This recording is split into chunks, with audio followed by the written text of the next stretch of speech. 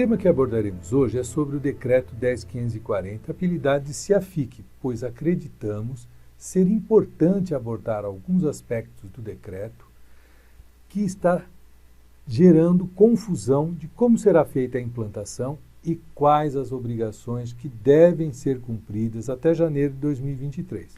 Eu sou Ricardo Sanches e trabalho com desenvolvimento de software para órgãos públicos há mais de 30 anos.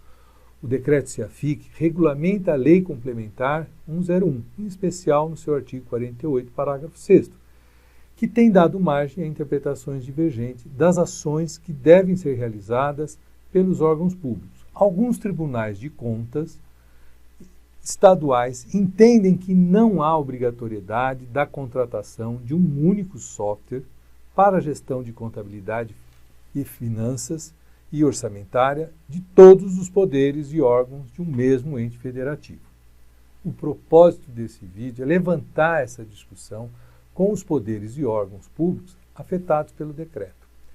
O decreto 10.540, conhecido como CIAFIC, que significa CIAFIC, Sistema Único Integrado de Execução Orçamentária, Administração Financeira e Controle, regulamenta o artigo 48, parágrafo 1º, inciso 3º e parágrafo 6º da Lei Complementar 101, de 4 de maio de 2000. Vamos dar destaque ao parágrafo 6º do artigo 48 da Lei Complementar 101 de 2000, pois esse parágrafo faz referência a sistemas únicos. Vamos ver o texto legal da Lei Complementar, que diz: parágrafo 6º. Todos os poderes e órgãos referidos no artigo 20 da Lei Complementar, incluídas autarquias, fundações públicas, empresas estatais dependentes e fundos do ente da federação, devem utilizar sistemas únicos de execução orçamentária e financeira, mantidos e gerenciados pelo Poder Executivo, resguardada a autonomia. Bom, o Decreto 10.540 de 2020, em seu parágrafo 1º do artigo 1º, estabelece. Parágrafo 1º do artigo 1º do CIAFIC.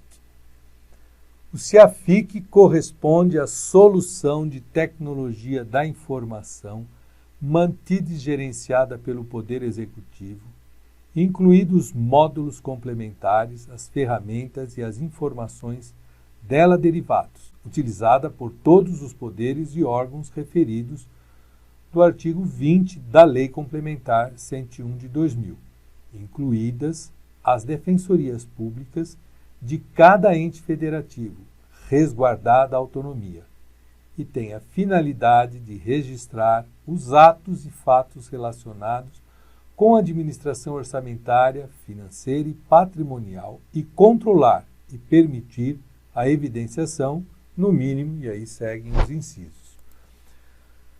Ora, o parágrafo 6º do artigo 48 da Lei Complementar trata de sistemas únicos, o que não é sinônimo de solução de tecnologia da informação.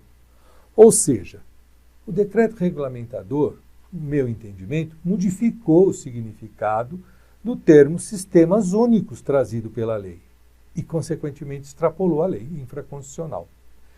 A lei infraconstitucional trata sistemas únicos e o termo está no plural. Então vamos analisar o significado da palavra sistemas. Sistema tem sua origem do grego, o que significa colocar junto ao mesmo tempo, ou seja, sistema é a reunião de diversas partes diferentes. Mas também vale a gente analisar o significado de sistema no âmbito da contabilidade pública. Então vamos ver o significado. Sistema contábil representa a estrutura de informações sobre identificação, mensuração, registro, controle, evidenciação e avaliação dos atos e dos fatos da gestão do patrimônio público, com o objetivo de orientar e suprir o processo de decisão, a prestação de contas e a instrumentalização do controle social, conforme estabelece a Norma Brasileira de Contabilidade Técnica 16.2. Não há nenhuma correlação, ou seja, o decreto modificou o termo Sistemas Únicos da Lei para Solução de Tecnologia da Informação. Não se pode infringir a hierarquia das leis. O parágrafo 1º do artigo 1º do decreto do CIAFIC alterou o significado da lei infraconstitucional, pois sistemas não é sinônimo de solução de tecnologia da informação. Reforça a tese de mudança de significado quando o decreto, no seu artigo 2º, estabelece. Vamos ver o artigo 2º do que diz o decreto. O artigo 2º diz o seguinte: para fins deste decreto, entende-se por sistema único. Já não é sistemas únicos, é sistema único. Sistema informatizado cuja base de dados é compartilhada. Trouxe uma coisa nova, base de dados compartilhada. Entre os seus usuários, observadas as normas e os procedimentos de acesso, que permite a atualização, a consulta e a extração de dados e de informações de maneira centralizadas. E aí é que foge um pouco, porque nos termos do disposto do parágrafo 6º do artigo 48 da Lei Complementar 101 de 2000. Ora, mudou muito, né? O que era sistemas únicos, que é o da lei, para sistema informatizado com base de dados compartilhada. Então, ficou evidenciado que o decreto mudou deliberadamente o entendimento da lei. A lei trata de sistemas únicos e refere-se aos conjuntos de métodos, normas e critérios que os órgãos públicos devem seguir para processar a contabilidade pública. Não se trata de software único. Vou destacar aqui o parecer do advogado Dr. José Souto Tostes, que esclarece que sistemas únicos não se refere a software único. Bom, vocês vão poder acessar esse parecer junto do download dos documentos, tá? Então vamos ver o que diz o parecer do Dr. José Souto. Parte do parecer, assinala-se que em outros dispositivos da Lei Complementar 101 de 2000, quando se utiliza o termo sistema, a exemplo daquele a se refere o artigo 48, parágrafo 6º da mesma lei, o mesmo pode ser compreendido por um conjunto de métodos e critérios que devem ser adotados pelos órgãos públicos. Não tem dúvida quanto a isso. O Tribunal de Contas do Estado de Minas Gerais, no seu parecer 107.7222, esclareceu que o decreto não traz obrigatoriedade de contratar um único software. O Instituto de Previdência Municipal de Pouso Alegre consultou o Tribunal de Minas Gerais sobre a obrigatoriedade de contratar um mesmo software por força do decreto 10.540, o CIAFIC. Vamos ver, para ficar mais claro, alguns trechos do referido parecer. Vamos lá. Bom, um trecho do referido parecer. Entendo que sistema único mencionado no artigo 48, parágrafo 6º, não se refere a software único. Além disso, em casos, o IPREM, dotado de personalidade jurídica e direito público, e deve utilizar-se da sua autonomia administrativa, financeira e orçamentária. Feitas essas considerações, entendo que o disposto no artigo 48, parágrafo 6º da Lei Complementar 101 de 2000 não se refere a software único, mas tão somente à obrigatoriedade por parte dos órgãos e entes federativos, descrito no artigo 20 da mesma lei, se utilizarem de sistema único de execução orçamentária financeira, visando assegurar a transparência da gestão fiscal, conforme disposto em seu caput. Bom, cumpre ressaltar, que eu acho que é de fundamental importância, que a lei complementar, quando trata sistemas, não faz referência a software, e sim conjunto de métodos e critérios que devem ser adotados pelos órgãos públicos. O plano de contas aplicado ao setor público, PECASP, é um exemplo de padronização que torna a contabilidade pública auditável e comparável. Mas vamos para mais um trecho do parecer do Tribunal de Contas de Minas Gerais para ficar um pouco mais claro esse entendimento. O disposto do artigo 48, parágrafo 6º da Lei Complementar 101, refere-se à obrigatoriedade dos poderes e órgãos referidos no artigo 20 da mesma lei utilizarem sistema único de execução orçamentária e financeira mantido e gerenciado pelo Poder Executivo, resguardada a sua autonomia, não havendo exigência legal em relação à utilização do mesmo software por todos os entes. Não há obrigatoriedade na contratação da mesma empresa por parte das demais entidades não integrantes do Poder Executivo. Esse é mais um destaque desse processo, né, desse entendimento que sistemas não é o software. Então, o Tribunal de Contas do Estado de Minas Gerais foi assertivo quando, em seu parecer, esclareceu que não se referia à contratação de um mesmo software de gestão orçamentária e financeira, pois observou que tanto a lei infraconstitucional, assim como o decreto do CEAFIC, deixam claro que deve ser resguardada a autonomia.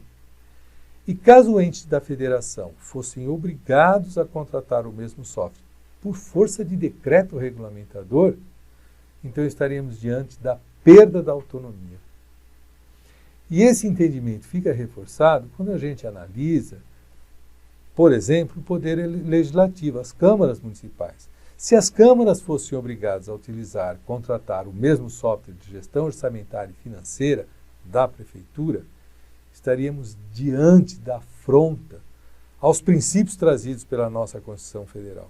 Por exemplo, o princípio da autonomia. O poder legislativo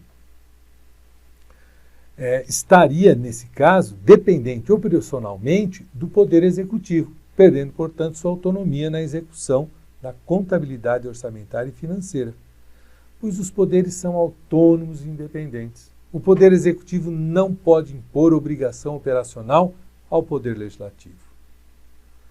Vou usar o exemplo do parecer do Dr. José Souto, que cria um cenário hipotético para exemplificar esse caso. Um parecer muito bacana. O exemplo que ele dá é bem esclarecedor. Então, vamos ao trecho do parecer do Dr. José Souto. Imagine que seja editada uma norma legal pelo Senado, por exemplo, obrigando a todos os entes públicos a adquirirem uma única marca padronizada de pneus ou de veículos, ou obrigar, como quer fazer crer o intérprete da prefeitura, que a prefeitura e a Câmara Municipal sejam obrigadas a usar um mesmo fabricante de veículos. Várias normas seriam afetadas conforme estabelecido acima. Não se pode interpretar que sistemas únicos é solução de tecnologia da informação, é software com base de dados compartilhada. Porque se assim for, várias normas estariam sendo afetadas. Bom, o órgão público não compra de qualquer forma, ele cumpre a lei de licitação e tem princípios. Então, por causa da obrigação de licitar, e se a gente olhar por esse prisma, nós podemos dizer, olha, se fizermos com essa interpretação de que temos que contratar um software único, um mesmo fornecedor, o que acontece? A autonomia federativa é insuprimível. E o decreto não pode obrigar que o Poder Legislativo e os outros órgãos do mesmo ente da federação sejam obrigados a contratar o mesmo software, de um mesmo fornecedor. E se essa ideia persistir, é uma equivocada interpretação. Então é necessário reconhecer o inaceitável caráter interventivo do decreto CEAFIC. Nenhum decreto poderá dispor, por mais dourada que seja a justificativa, no caso do CEAFIC, melhoria de qualidade, acerca da liberdade do Poder Legislativo e os órgãos públicos têm de licitar. Não se pode impor ao Poder Legislativo a obrigação de contratar o mesmo fornecedor por força de decreto. Outro termo, outro princípio, o da competitividade. Se a gente considera que o decreto 10.540 obriga a contratação de um mesmo software, ou seja, um mesmo fornecedor para todos os poderes e órgãos da federação, e aí o setor público deve licitar para contratar, por consequência dessa licitação, essa licitação vai ter cláusulas licitatórias de exigência qualitativa ou quantitativa, que de algum modo estará restringindo a competitividade. E nesse caso, essas cláusulas devem ser rechaçadas, pois será nulo o processo licitatório que dispor de exigências qualitativas e ou quantitativas. Existem empresas especializadas em contabilidade pública que atuam em segmentos de mercado, hoje, funcionando. Por exemplo, especializadas em contabilidade pública de fundações culturais, ou de câmaras municipais, ou de departamentos de água, ou de institutos de previdência, e dentre outros segmentos. Essas empresas, por serem especialistas nessas contabilidades, nesses segmentos, estariam impedidas de licitar por si só, porque existe uma exigência qualitativa ou quantitativa, pois algumas interpretações equivocadas do decreto entendem que para cumprir o decreto CEAFIC, a prefeitura deve realizar uma licitação para contratar um único fornecedor, um único software para todos os órgãos e poderes do município. O decreto 10.540 de 2020, CEAFIC, é regulamentador e não pode impor obrigação divergente da norma. Se assim fizer, a gente está diante da nulidade desse decreto, pois extrapolou a lei infraconstitucional. Sistemas não pode ser interpretado como sinônimo de software. Hoje há vários softwares de contabilidade de distintos fornecedores que já satisfazem a lei complementar, pois todas as contabilidades públicas possuem, seguindo o mesmo sistema, por exemplo, o processo de pagamento se divide em fases de empenhar, liquidar e pagar. E esses softwares cumprem essas exigências, que é uma forma de sistema. Tá? E esses softwares também respeitam o plano de contabilidade aplicado ao setor público, o PECASP, que torna a contabilidade pública auditável e comparável. A posição do Tribunal de Contas de Minas Gerais, prejudica a implantação do CEAFIC, pois o decreto CEAFIC é de abrangência nacional e não pode haver diferentes interpretações pelos tribunais estaduais. Ainda vamos destacar sobre a punição, pois muitos gestores públicos têm se perguntado se a não implantação do CEAFIC até janeiro de 2023 impedirá o município de receber verbas voluntárias, conforme o artigo 23 da Lei de Responsabilidade Fiscal. No meu entendimento, não. Não é possível aplicar punição para o CEAFIC com base no artigo 23 da Lei de Responsabilidade Fiscal, pois não se admite interpretação extensiva para a norma restritiva. O artigo 23 da Lei de Responsabilidade Fiscal trata da redução das verbas com pessoal, e não do CEAFIC, nada de prazo do CEAFIC. Assim é o entendimento pacificado no nosso judiciário, que não se pode aplicar punição com base em norma geral. A punição prevista na RLFS, de não receber verbas voluntárias, faz referência estritamente às verbas gastas com pessoal. No texto legal da norma, não há qualquer referência quanto ao prazo de implantação do CEAFIC. Vamos ver o texto legal do artigo 23 da Lei de Responsabilidade Fiscal, que impõe a punição do não recebimento de verbas voluntárias, diz o seguinte: artigo 23. Se a despesa total com pessoal, está falando lá do CEAFIC, do poder ou órgão referido ao artigo 20, ultrapassar os limites definidos no mesmo artigo, sem prejuízo das medidas previstas no artigo 22, o percentual excedente terá de ser eliminado nos 2 quadrimestres seguintes, sendo pelo menos 1/3 no primeiro, adotando-se, entre outras, as providências previstas nos parágrafos 3º e 4º do artigo 169 da Constituição. Parágrafo 1º do artigo 23. No caso do inciso 1º do parágrafo 3º do artigo 169 da Constituição, o objetivo poderá ser alcançado tanto pela extinção de cargos e funções, quanto pela redução dos valores a eles atribuídos. Parágrafo 2º. É facultada a redução temporária da jornada de trabalho, com adequação dos vencimentos à nova carga horária. Parágrafo 3º, e aí é que vem a punição de não receber verbas voluntárias. Então vamos prestar atenção no parágrafo 3º. Não alcançada a redução no prazo estabelecido, e enquanto perdurar o excesso, o ente não poderá, inciso 1º, receber transferências voluntárias.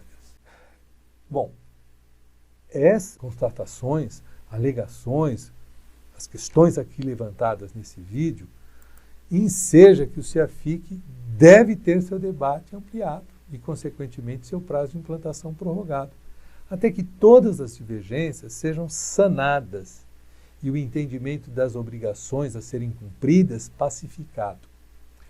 A proposta desse vídeo é levantar o debate junto aos órgãos e poderes afetados pelo Decreto 10.540, o CEAFIC. Se você acha que esse decreto deve ter seu prazo de implantação prorrogado, deixe seu comentário nesse vídeo.